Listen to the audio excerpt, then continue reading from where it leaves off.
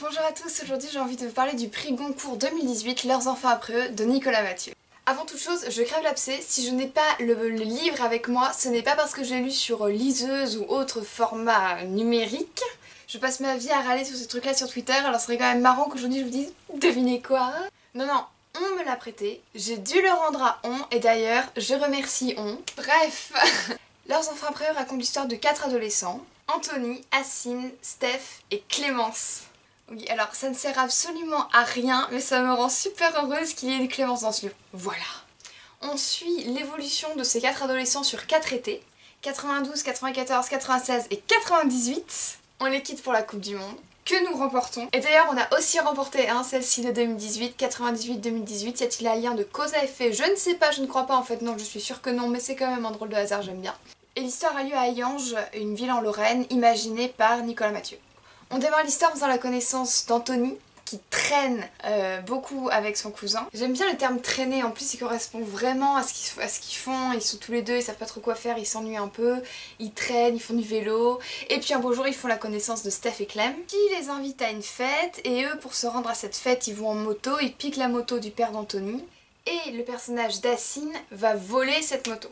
Ce vol de moto est un élément à la fois déclencheur et en même temps fil rouge, un élément conducteur du livre. Il pose les bases de la relation entre Anthony et Assine. Deux termes sont souvent employés pour décrire ce livre, ce sont les termes de politique et social. On est dans une ville qui est ravagée par la crise et puis on est dans deux familles, celle d'Assine et d'Anthony, qui sont issus du prolétariat, alors qu'à côté on a quand même les familles de Steph et Clem qui elles sont très riches, très bourgeoises. Et malgré ces milieux extrêmement différents, ces classes différentes, on se rend compte que leur présent, par bien des points, est finalement assez similaire. Là j'en viens à un des plus grands thèmes de ce livre et qui m'a beaucoup touchée, c'est celui de l'adolescence. L'adolescence, son effervescence, les questions, les réflexions, les changements qu'elle provoque. L'adolescence et puis la découverte du corps, à la fois de son corps à soi et du corps des autres. Les premiers émois amoureux et sexuels, et je dis bien amoureux et sexuels parce que justement il y a dans cette écriture du désir de la chair, du désir charnel. Dans le livre aussi le thème de la tension et notamment de la tension familiale. Je pense notamment à l'écriture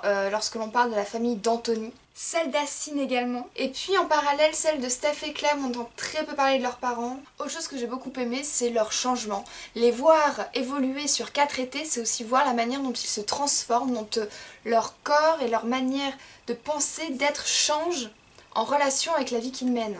Je pense à cette phrase de Barthes qui dit que lorsqu'il y a évidence du plaire, il y a difficulté d'expliquer pourquoi. Et là j'y pense parce que vraiment j'ai beaucoup aimé ce livre, c'est assez idiot, cliché dit comme ça, mais c'est vrai que j'ai eu un espèce de coup de cœur, dans le sens où dès les premières lignes j'ai été prise, j'ai été happée par l'histoire, par le ton de l'histoire, l'écriture, tout m'a plu, et je me rends compte que je ne suis pas réellement capable d'expliquer pourquoi. Les thèmes, l'écriture et puis ce côté saga, épopée, l'idée aussi de faire connaissance avec 4 personnages qui sont pas réels. Même si d'une certaine manière Nicolas Mathieu par détour doit donner un peu lui dans ces 4 personnages, et puis d'ailleurs dans ces 4 personnages on s'y retrouve tous un petit peu, dans l'écriture de l'autre il y a une écriture de soi, de l'intime, mais il y a aussi ce côté dans ce moment littéraire où on lit beaucoup d'autofiction ou d'autobiographie, ou voilà, quelque chose d'un peu, ouais, inventé, romanesque, bah voilà, j'ai bien aimé. Pour terminer, je vous conseille d'aller faire un petit tour sur le compte Instagram de Nicolas Mathieu. Je ne le connaissais pas et lorsque je l'ai découvert, j'ai passé 1 heure à scroller. Et j'aime pas le terme scroller d'ailleurs, je n'aime pas ce verbe, je veux dire à lire toutes ces petites légendes. Par contre, elles sont assez nostalgiques, un peu mélancoliques.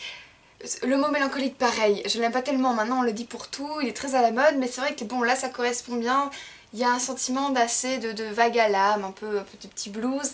Mais c'est très joli, très beau, et quand on aime l'écriture de Nicolas Mathieu, bah on aime ses légendes Instagram, voilà. C'est hyper contemporain de dire ça, on est vraiment en réseaux sociaux, hein. Voilà, j'espère que cette vidéo vous aura donné envie de découvrir ce Goncourt si ce n'est pas déjà fait, ou en tout cas quelques pistes pour en parler alors que vous n'avez pas encore lu Demain à Noël.